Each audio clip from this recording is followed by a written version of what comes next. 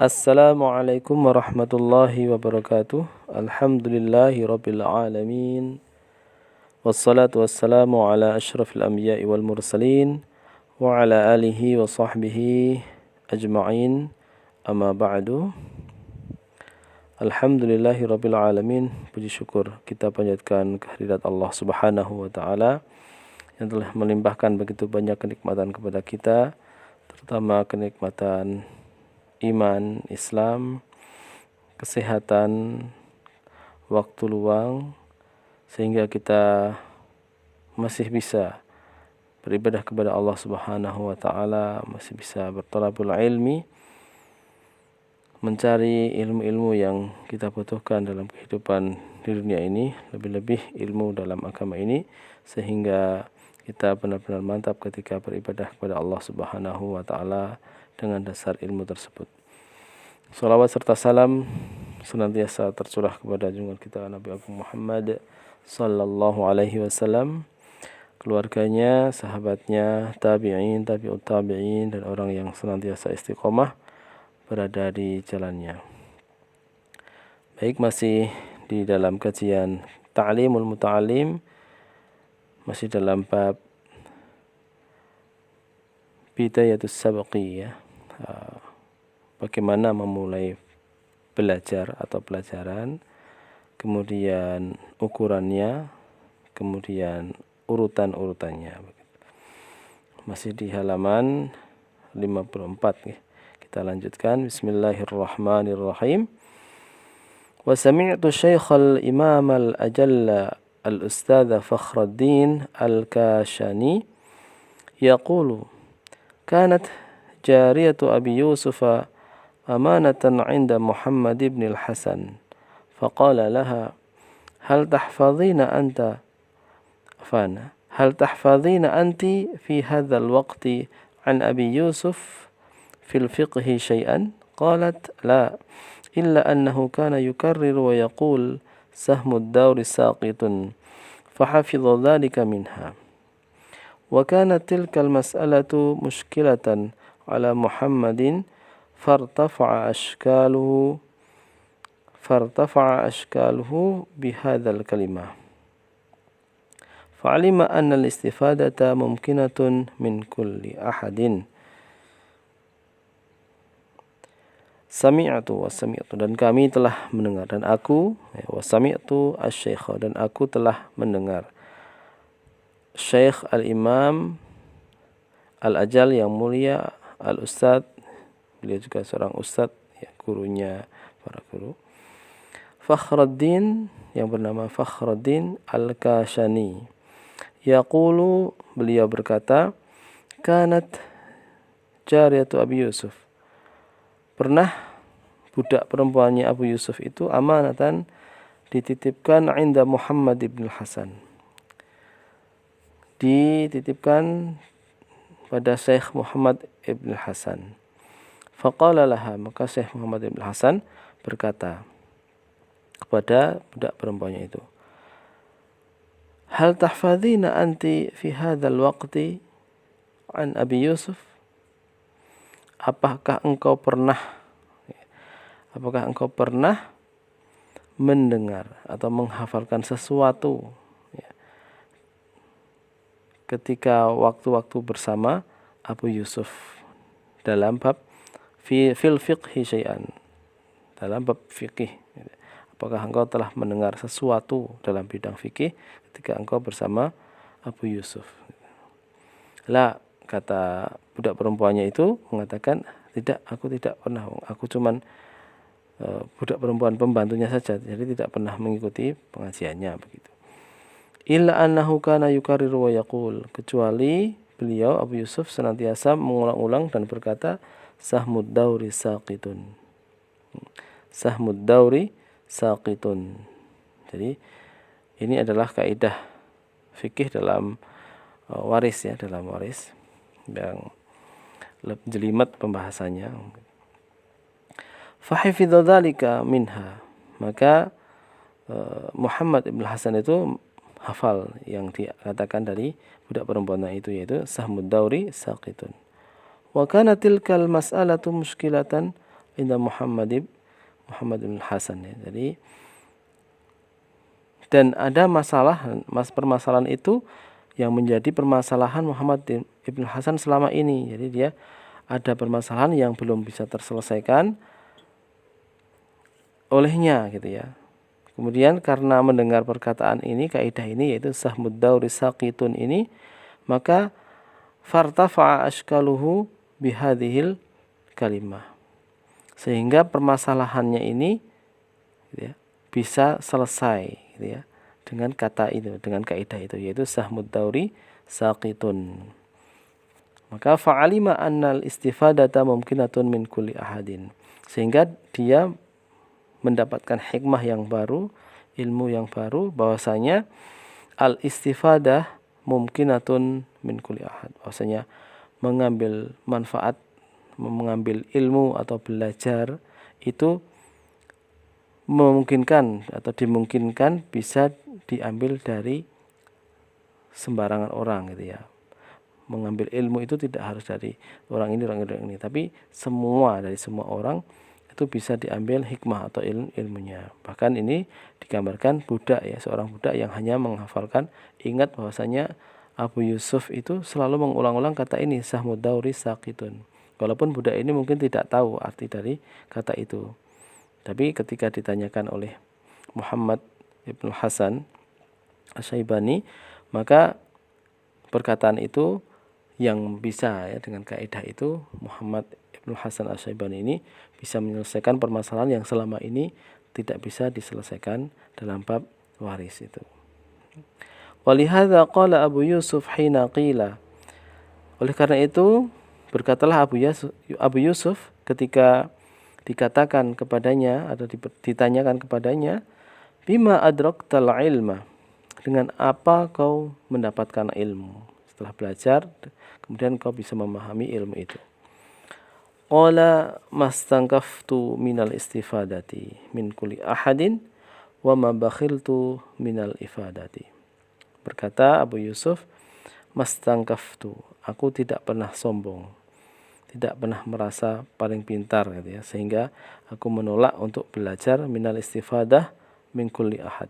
Jadi aku tidak pernah menolak untuk senantiasa belajar dari siapapun. Wa ma bakhiltu minal ifadah, dan aku tidak pernah bakhil, tidak pernah pelit ketika diharuskan untuk memberikan pelajaran sehingga atau memahamkan orang tentang ilmu itu. Jadi aku nggak pernah sombong untuk menolak belajar dari siapapun. Aku juga tidak pernah bakhil untuk mengajarkan ilmuku kepada siapapun. Itu yang menjadikan beliau menjadi seorang yang alim, alamah gitu ya, orang yang sangat berilmu. Padahal Abu Yusuf ini adalah di antara murid-murid Imam Abu Hanifah gitu ya, 25 murid Imam Abu Hanifah yang keadaannya paling fakir gitu ya, keadaannya paling fakir. Tapi bisa menjadi orang yang berilmu yang terkenal di antara ulama-ulama Imam Abu Hanifah atau Imam Madhab Abu Hanifah ini. Bersama juga dengan Muhammad ibn Hasan Asy-Syaibani ini. Kalau Muhammad ibn Hasan Asy-Syaibani ini dari golongan orang yang kaya raya gitu ya. Nanti ada ceritanya di bawahnya sebelumnya. Wa qila li Ibnu Abbas rahimahullah, dan ditanyakan kepada Ibnu Abbas rahimahullah, bima adraktal ilma, dengan apa engkau mendapatkan ilmu atau memahami ilmu itu? Qala bilisanin sa'ulin, ini ada salah cetak, bilisanin sa'ulin wa qalbin aqulin. Aku bisa mendapatkan ilmu itu dengan lisan berarti dengan sering bertanya, lisan sa'ul, jadi dengan lisan yang sering bertanya, wa qalbin aqul, dan dengan hati, dengan pikiran yang mau berpikir gitu ya. Jadi Ibnu Abbas radhiyallahu anhu ini, beliau kan sudah didoakan oleh Rasulullah sallallahu alaihi wasallam ya. Allahumma faqihhu fiddin wa 'allimhu ta'wil gitu ya. Ya Allah, pahamkan kita dalam agama dan ajarilah beliau Ibnu Abbas ini takwil, tafsir Al-Qur'an. Maka beliau menjadi mufassirus sahabah ya. Beliau menjadi seorang ahli tafsirnya para sahabat. Ketika sahabat menanyakan tentang tafsir ayat, maka merujuknya kepada Ibnu Abbas ini. Namun begitu, walaupun dia sudah didoakan oleh Rasulullah dan tahu bahwasanya doanya Rasulullah itu pasti diijabah oleh Allah Subhanahu wa taala, namun tidak menjadikan beliau malas untuk berhenti belajar gitu ya. Malah beliau semakin bersemangat untuk belajar gitu ya. Bilisanin saul wa qalbin aqul, dengan lisan yang senantiasa tidak enggan untuk senantiasa bertanya ketika ada masalah-masalah yang tidak dipahaminya atau belum diketahuinya, dan juga akal, pikiran yang senantiasa tidak malas untuk berpikir. Wa innama sumiya talibul ilmi ma taqul likathrati ma kanu yaquluna fi zamanil awwal ma taqulu fi hadhihi masalah. Wa innama, dan sungguh ya, sumiya talibul ilmi, seorang penuntut ilmu itu dinamakan ketika zaman-zaman dulu. Berarti ini ketika zamannya muridnya Abu Hanifah ini, Syekh Burhanuddin Az-Zarnuji ini, dulu ketika zaman-zaman awal gitu ya, seorang pencari ilmu itu disebut matakul gitu ya. Kenapa? Likasrati makanu yaqulun, karena saking banyaknya mereka mengatakan kata itu.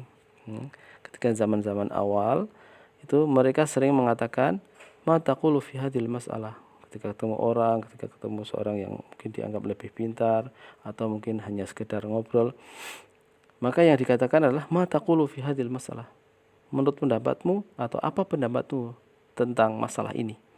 Sehingga dengan itu saling berdiskusi akan menambah keilmuan gitu ya. Seperti yang dijelaskan sebelumnya bahwasanya mutorohah, berdiskusi atau berdebat ilmiah, mudzakarah, kemudian bermusyawarah, saling bertukar ilmu, belajar bersama, itu yang menjadikan seorang itu bisa alim gitu ya.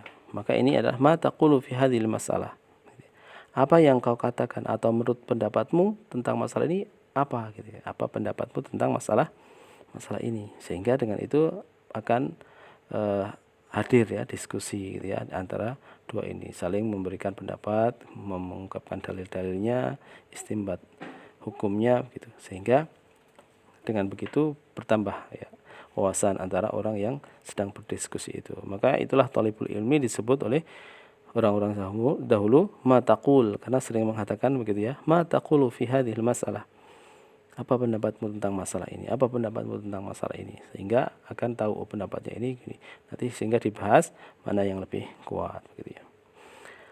Wa innama tafaqqaha Abu Hanifah rahimahullahu bi kathratil mutarahati wal mudzakarati fi dukkanihi hina kana bazzazan.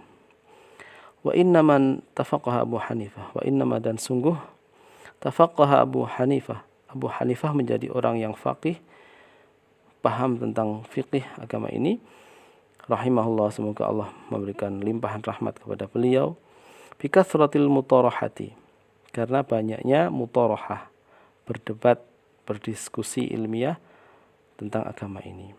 Wal mudzakarah, dan belajar atau bermusyawarah gitu ya. Fi dukanihi, ketika beliau berada di tokonya ya. Hina kana bazzazan, ketika beliau sedang berjualan bazaz. Baz itu siap ya, baju rajut, baju tenun.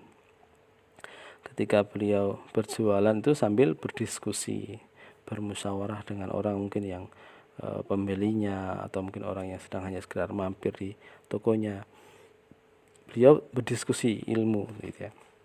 Maka dengan itu beliau menjadi faqih gitu ya. Yang tadinya tidak tahu, kemudian ada orang yang seperti itu berdiskusi sehingga ia tahu. Kalaupun tadinya ada orang yang pendapatnya belum kuat sehingga berdiskusi sehingga menjadi tahu dalil-dalil yang lebih kuat atau memperkuat pendapatnya. Atau dengan diskusi itu secara otomatis mengulang pelajaran ilmu yang pernah dipelajari, sehingga secara otomatis ilmu itu terulang dan akan menjadi kuat. Fabihadza yu'lam anna tahsilal ilmi wal fiqhi yajtami'u ma'al kasbi. Dengan begitu, dengan kisahnya Abu Hanifah ini yang beliau melakukan diskusi musyawarah ketika di tokonya sambil berjualan itu, ya, diketahui bahwasanya tahsilal ilmi, mendapatkan ilmu itu atau mendapatkan ilmu dan fikih itu yajtami'u ma'al kasbi, bisa berkumpul dengan mencari penghasilan, gitu ya, dengan mencari nafkah, gitu ya. Maka ketika beliau Imam Abu Hanifah, selain beliau seorang penuntut ilmu, ketika itu juga beliau bekerja, gitu ya, ternyata. Maka menuntut ilmu, mendapatkan ilmu itu, gitu ya, bisa juga sambil bekerja, gitu ya. Ini istinbat dari kisahnya Imam Abu Hanifah. Ya, Syekh Burhanuddin Az-Zarnuji menistinbatkan atau mencari dasarnya dari kisahnya Abu Hanifah, ya, gurunya, gitu ya. Wa kana Abu Hafs Al-Kabir yaktasibu wa yukarriru al-uluma fa in kana la budda li talibil ilmi min al-kasbi li nafaqatil 'iyali wa ghairihi falyaktasib wal yukarrir wal yudhakir wa la yaksal, ya. Wa kana Abu Hafs Al-Kabir, Abu Hafs Al-Kabir dahulu yaktasibu wa yukarrirul ilmu, beliau bekerja tapi beliau juga mengulang-ulang ilmu-ilmu yang dipelajarinya. Jadi beliau harus bekerja karena memang harus mencukupi kebutuhan keluarganya, tapi beliau juga seorang penuntut ilmu, maka beliau selain bekerja juga menyempatkan waktunya untuk senantiasa mengulang ilmu-ilmu yang dipelajarinya.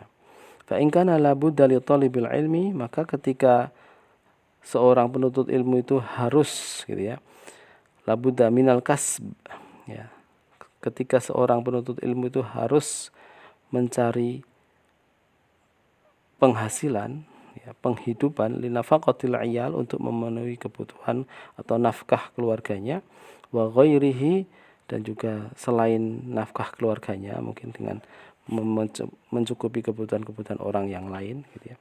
Fal yaktasib, maka bekerjalah, tidak apa-apa, gitu. Wal yukarrir, tapi jangan lupa, ya, tetap harus mengulang pelajaran, karena ilmu itu tabiatnya begitu, semakin diulang semakin kuat, semakin jarang diulang maka semakin mudah hilang, begitu. Apalagi Al-Qur'an, begitu. Wal yudzakir, dan senantiasa dipelajari, dimusyawarahkan, dipelajari bersama. Wala yaksal, dan janganlah orang yang seperti itu, orang yang memang harus memenuhi kebutuhan keluarga dan juga dia harus menuntut ilmu, maka jangan sampai malas. Maka hanya malaslah yang bisa menghalang-halangi orang dalam mendapatkan ilmu itu. Walaysa lis-sahihil 'aqli wal badani udhrun fi tarki ta'allumi wat tafaqquhi, dan tidaklah bagi orang yang akalnya sehat, badannya sehat, udhrun, tidak seharusnya ada alasan bagi dia, fi tarki ta'allum, untuk meninggalkan belajar. Jadi tidak ada alasan bagi orang yang sehat akalnya, sehat badannya, kemudian mencari-cari alasan untuk tidak mau belajar. Wa tafaqquh, dan tidak mau bertafaqquh fiddin. Fa innahu la yakunu afqara min Abi Yusuf. Karena sungguh tidak ada orang yang lebih fakir keadaannya dari Abu Yusuf ini. Abu Yusuf ini tidak, kondisinya sangat-sangat fakir, gitu ya, sangat-sangat fakir. Berbeda dengan Muhammad ibn Hasan Asy-Syaibani itu yang sangat kaya raya bapaknya, begitu ya. Keluarganya keluarga kaya raya, miliarder.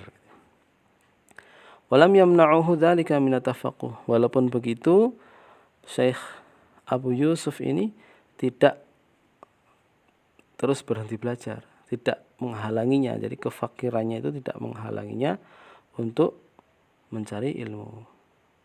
Nah, di sini bisa diistimbatkan bahwasanya seorang yang fakir, seorang yang tidak punya sesuatu untuk belajar itu sungguh bukan menjadi alasan untuk tidak mau belajar.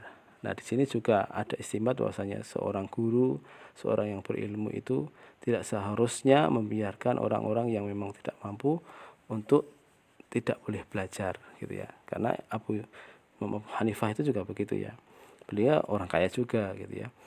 Beliau adalah pedagang saudagar kaya, gitu ya. tetap ya, menerima orang yang memang dia mau belajar tapi kondisinya tidak mampu gitu ya. Nah, mudah-mudahan kita semuanya juga bisa menerapkan seperti itu sebagai orang yang mungkin kurang mampu tetap harus semangat belajar.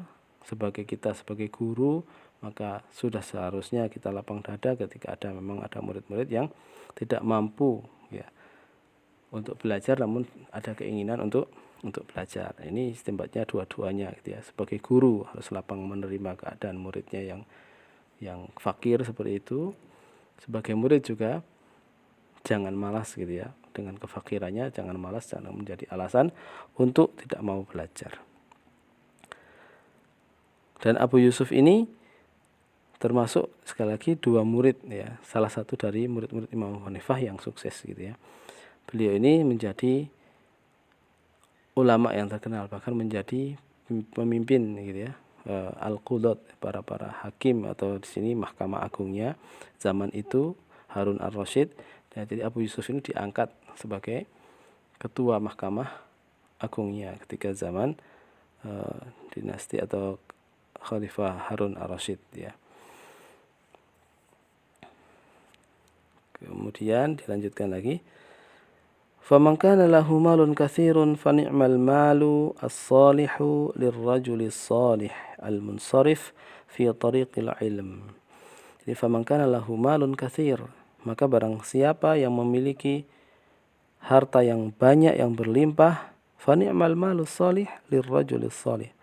Maka sebaik-baik harta yang baik, yang halal itu berada pada orang yang soleh. Jadi harta yang paling bagus itu adalah harta yang halal, baik ya, halal, thayyib, banyak, kemudian dipegang oleh orang yang soleh pula. Maka harta yang itu akan banyak dimanfaatkan oleh orang ya. Jadi tidak akan banyak memberikan mudarat ya. Mungkin tidak akan memberikan mudarat karena orang yang soleh akan tahu bagaimana cara dia mentasarrufkan, mengalokasikan hartanya itu. Al-munsarifu fi tariqil ilmi, yang diinsrafkan, yang ditasarrufkan dalam hal atau di jalan-jalan ilmu ya, untuk menunjang keilmuan, baik disedekahkan pada orang yang tidak punya dalam belajar, atau dibelikan buku, atau dibelikan untuk mendukung fasilitas-fasilitas yang lain dalam belajar. Qila li'alimin bima adraktal ilma. Dikatakan juga kepada seorang yang berilmu, bima adraktal ilma, dengan apa kau mendapatkan ilmu itu? Qala bi abin ghani. Dikatakan juga adalah bi abin ghani, dengan bapak yang kaya gitu ya. Li'annahu kana yantafi'u bihi ahlul ilmi wal fadl. Karena dengan harta itu ya, orang ahli ilmu dan fadilah yang memiliki keutamaan bisa memanfaatkan ya, bisa mengambil manfaat dari harta itu. Jadi harta itu bisa dimanfaatkan untuk orang yang ahli ilmu gitu ya, untuk mendukung, menyokong dakwahnya, sehingga dia leluasa untuk kemana-kemana, sudah tidak khawatir dengan keluarganya, sudah tidak khawatir dengan dirinya. Jadi untuk mendukung seluruh kegiatan dakwah ya, penyebaran ilmu dan fadl dan keutamanya. Fa innahu sababu ziyadatil ilmi. Harta yang berlimpah yang disedekahkan untuk menunjang fasilitas-fasilitas atau menunjang ahli ilmu itu juga menjadi sebab ya, ziyadatil ilmi, menjadi sebab bertambahnya ilmu, li'annahu syakara ala ni'matil aqli wal ilm. Karena dengan disedekahkannya itu sebetulnya dia juga sedang mendukung gerakan penyebaran pengajaran ilmu itu. Dengan begitu dia juga sudah bersyukur kepada Allah Subhanahu wa taala ala ni'matil ilmi wal ilmi, atas nikmat akal dan ilmu gitu ya. Karena dia suka juga dengan orang yang berilmu, dengan hartanya itu dia infakkan dalam thariqil ilmi, dalam jalan ilmu. Wa innahu sababu ziyadah. Oleh karena itu dengan dia berinfak seperti itu, digunakan hartanya untuk jalan ilmu ini, maka menjadi sebab bertambahnya ilmu. Dan begitulah kisah Muhammad ibn Hasan Asy-Syaibani. Beliau adalah ulama dengan madhab Hanafi gitu ya, Imam Abu Hanifah. Namun ketika beliau di Baghdad di Irak gitu ya, dalam kisahnya Imam Syafi'i berada di sana, ke sana ya, ke Irak gitu ya.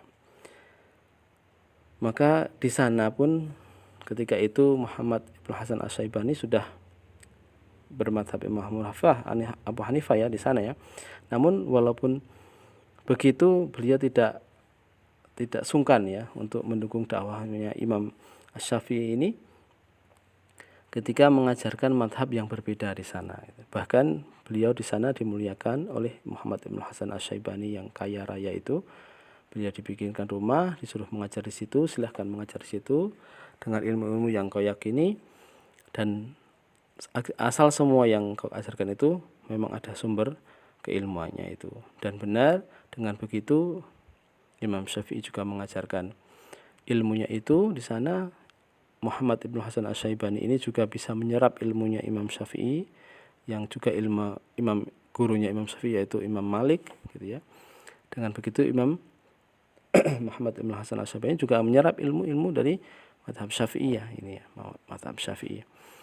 Begitu juga Imam Syafi'i bisa mengambil ilmunya dari madhab Abu Hanifah, walaupun belum bertemu langsung dengan Imam Abu Hanifah, namun bertemu langsung dengan seorang muridnya yang benar-benar menguasai tentang keilmuan dari madhab Imam Abu Hanifah, yaitu Muhammad ibn Hasan Asy-Syaibani ini. Maka dengan begitu saling bertukar ilmu gitu ya, yang dermawan tidak bakhil, tidak melarang gitu ya, tidak menstop atau menjaga gitu ya dari madhab yang lain, asal sama-sama benar. Maka alangkah indahnya ketika kehidupan kita sekarang ini bisa bertasamuh seperti itu ya, saling berlapang dada dengan perbedaan-perbedaan fikih gitu ya di antara 4 madhab itu, saling bertasamuh, saling mengerti bahasanya yang diyakini seorang yang seperti itu asal ada dalil yang dipegangnya. Insya Allah kehidupan kita akan semakin rukun dan semakin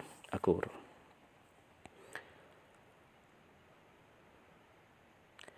Qila qala Abu Hanifah rahimahullah, innama adraktul ilma bilhamdi wa syukri fakullama fahimtu wa wuffiqtu ala fiqhin wa hikmatin qultu alhamdulillahi fazdada ilmi.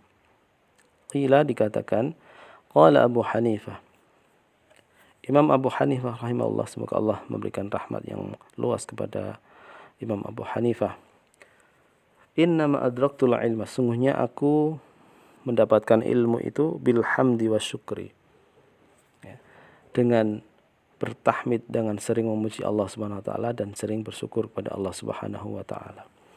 Fakullama fahimtu, maka setiap kali aku memahami, wa wufiqtu, dan diberikan taufik oleh Allah Subhanahu wa taala, ala fiqhin wa hikmah, sehingga aku bisa memahami satu fiqih dan satu hikmah, maka qultu, aku berkata, kata Imam Abu Hanifah, alhamdulillah, aku berkata segala puji hanyalah Allah, milik Allah Subhanahu wa taala. Tidak ada yang bisa memberikan kepahaman kepadaku kecuali Allah Subhanahu wa taala. Sehingga bisa kita terapkan ketika kita belajar, kemudian kita memahami tentang satu ilmu. Alhamdulillah. Alhamdulillah, sehingga kita benar-benar mengakui bahwasanya kita itu tidak punya ilmu, sebetulnya hanya Allah yang punya ilmu, sehingga dengan ilmu yang diberikan kepada kita itu kita menjadi sedikit berilmu, hanya dari Allah Subhanahu wa taala. Subhanaka la ilma lana illa ma 'allamtana innaka antal alimul hakim. Ya, begitu yang diajarkan Imam Abu Hanifah. Jadi setiap kali memahami ilmu fikih yang baru, hikmah yang baru, ilmu yang baru, beliau selalu mengucapkan alhamdulillah. Fazdada ilmu, sehingga bertambahlah ilmuku itu dan berkahlah ilmunya, bisa dirasakan sampai sekarang. Wa hakadha yanbaghi li talibil ilmi, dan sudah selayaknya beginilah bagi seorang penuntut ilmu itu untuk ayyashtaghila bisyukri, agar dia menyibukkan dirinya selalu bersyukur karena sudah diberikan ilmu oleh Allah Subhanahu wa taala. Jarang-jarang orang bisa atau berapa banyak di antara manusia, seluruh manusia yang diberikan ilmu oleh Allah Subhanahu wa taala, maka sedikit yang diberikan oleh ilmu dari Allah Subhanahu wa taala itu senantiasa kita syukuri. Insya Allah dengan senantiasa bersyukur kepada Allah Subhanahu wa taala itu, maka Allah akan menambahkan nikmat-nikmatnya. Kalau kita mensyukuri ilmu itu, bagaimana mensyukuri ilmu itu? Bil lisan, dengan lisan, diulang-ulang, diajarkan gitu ya kepada orang-orang sekitar kita, anak-anak kita, keluarga kita, masyarakat kita gitu ya. Bil lisan. Bersyukur dengan lisan, mensyukuri ilmu dengan lisan ya. Alhamdulillah ya. Kemudian wal jinan, bersyukur dengan hati ya. Kita pahami, kita resapi ilmu-ilmu yang kita pelajari, kita ucapkan syukur dalam hati kita, kita akui bahasanya itu ilmu benar-benar dari Allah Subhanahu wa taala. Wal arkan, juga dengan anggota tubuh kita, dengan tidak malas untuk mengajarkannya, dengan tidak malas untuk mengulang-ulang ilmu itu, dengan tidak malas untuk memutolaah ya ilmu itu. Syukur kepada Allah Subhanahu wa taala tentang ilmu yang telah didapatkan. Wal mal, juga bersyukur dengan harta kita. Di sini ada salah tulis wal mal, di situ al hal ya.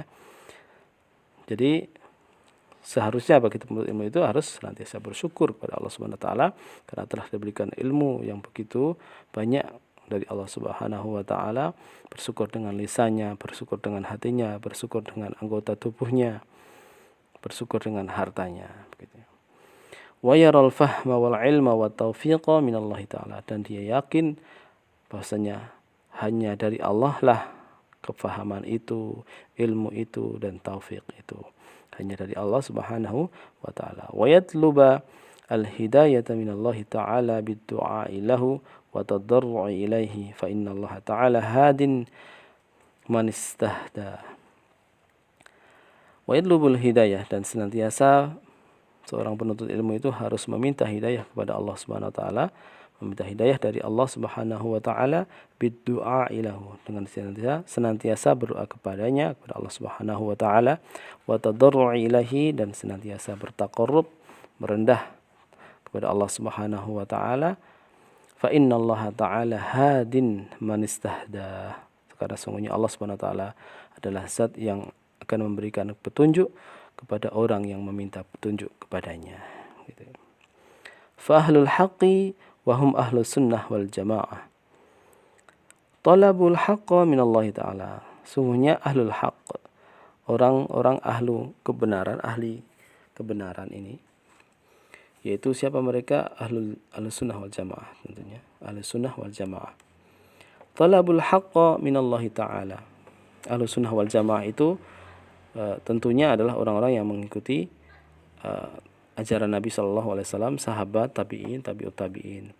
Kalau di garis besarnya adalah ya semua madhab, semua orang-orang yang mengikuti 4 madhab atau madhab-madhab yang selain 4 itu yang masyhur, yang tidak bisa disebutkan, maka itu termasuk ahlu sunnah. Jadi bukan satu madhab saja gitu ya, madhab Abu Hanifah saja, atau madhabnya Imam Malik saja, atau madhab Imam Syafi'i saja, atau madhab Imam Ibn Hanbal saja gitu ya. Tapi orang-orang yang senantiasa mengikuti jalan-jalan petunjuk yang diajarkan oleh Rasulullah, sahabat Rasulullah, tabi'in, tabi'ut tabi'in, dan juga 4 madhab ini. Talabul haqqi minallahi ta'ala, dan mereka senantiasa mencari kebenaran itu dari Allah Subhanahu wa taala, meminta kebenaran itu dari Allah Subhanahu wa taala. Wal haqq al-haqqil mubinil hadil asim, ini ada kesalahan tulis juga, wal haqq, jadi sini talabul haqqi minallahi ta'ala al-haqqil mubini al-hadi al-asim, itu sifat Allah Subhanahu wa taala, mencari kebenaran dari Allah Subhanahu wa taala yang maha benar, yang maha jelas, yang maha memberi petunjuk, yang maha asim, yang maha memelihara gitu ya. Fahadahumullahu wa asamahum 'anil dhalalah. Fahadahumullah, sehingga Allah Subhanahu wa taala memberikan hidayah kepada mereka, wa asamahum 'anil dhalalah, dan memelihara mereka dari kesesatan. Wa ahlud dhalalati u'jibu bi ra'yihim wa aqlihim.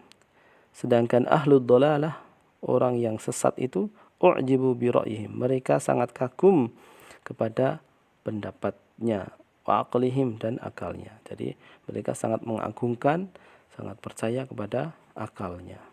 Jadi beragama ini kalau tidak masuk akal mereka tidak percaya. Walaupun ada ya athar atau ada kaidah seperti itu, agama itu insya Allah akan bisa di akal. Maksudnya di akal itu difikirkan dengan akal, dicerna dengan akal, bisa dipahami dengan akal gitu ya. Tapi tidak semuanya gitu ya, tidak semuanya yang tidak berakal berarti bukan kebenaran agama itu gitu ya. Nah, ini tidak bisa dijelaskan. Ada sesuatu yang memang tidak bisa diakal gitu ya. Apalagi berkaitan dengan zat Allah Subhanahu wa taala gitu ya. Tidak bisa begitu ya. Nah, maka kalau orang yang mengagungkan akal bisa jadi mereka akan membayang-bayangkan gitu ya. Bagaimana Allah, bagaimana fi'al atau perbuatan Allah digambarkan gambarannya sebagaimana dia melihat manusia makhluk yang ada di dunia ini, maka tidak akan nyambung. Maka u'jibu bi ra'yihim wa aqlihim, mereka sangat kagum kepada akalnya sendiri, pendapatnya sendiri ya. Wa talabul haqqa minal makhluq al-ajizi wa huwal aqlu, dan mereka mencari kebenaran itu dari makhluk yang lemah. Makhluk yang lemah siapa itu? Akal. Akal itu adalah makhluk yang lemah ya. Di anal aqla la yudriku jami'al asya, karena sungguhnya akal itu tidak akan bisa yudrik, mendapati, memahami, melihat ya, jami'al asya, segala sesuatu, kal basar, sebagaimana penglihatan. Penglihatan itu fa innahu la yubsiru jami'al asya, karena sungguhnya penglihatan itu la yubsiru jami'al asya, tidak bisa melihat seluruh atau segala sesuatu. Fahujibu wa ajazu an ma'rifatihi, sehingga kalau mengandalkan penglihatan pasti dia akan terhalang ya, akan terhalang dari mengetahui sesuatu itu gitu ya. Di balik kertas saja tidak tahu gitu ya, membaca buku apa yang di sebaliknya aja sudah tidak tahu, apalagi yang jauh di sana begitu ya. Lagi membaca buku aja yang di sebaliknya apa tulisannya aja tidak tahu, kecuali yang sudah hafal. Itu bukan karena melihat, tapi tahu karena hafal gitu ya. Berbeda ini maksudnya begitu. Penglihatan seperti itu terbatas, jadi tidak bisa melihat segala sesuatu, sehingga penglihatan itu lemah gitu ya, dari untuk mengetahui tentang ilmu apalagi ilmu Allah. Wadallu wa adallu, sehingga kalau mengutamakan akal itu bisa jadi dia sesat. Karena sudah sesat, bisa jadi karena dia mengajarkan itu, maka dia pun akan menyesatkan orang begitu. Oleh karena itu ya kita perlu belajar memahami agama itu dengan akal gitu ya, karena memang Rasulullah bersabda seperti itu, agama itu adalah bisa dicerna dengan akal ya. Tidak ada agama yang tidak bisa dicerna dengan akal, tapi tidak semua yang tidak bisa dicerna dengan akal itu bukan kebenaran agama ketika disampaikan oleh Rasulullah. Mungkin akal kita saja yang belum bisa mencerna apa yang disampaikan oleh Allah dan Rasulnya gitu. Mungkin itu saja yang bisa kami sampaikan pada kesempatan kali ini. Mudah-mudahan bisa bermanfaat untuk kami pribadi terutama, dan untuk yang lainnya, untuk para pendengar semuanya. Kita cukupkan sekian, cukup dengan alhamdulillahirabbil alamin. Subhanakallahumma wa bihamdika asyhadu an la ilaha illa anta astaghfiruka wa atubu ilaik. Wabillahi taufiq wal hidayah. Wassalamualaikum warahmatullahi wabarakatuh.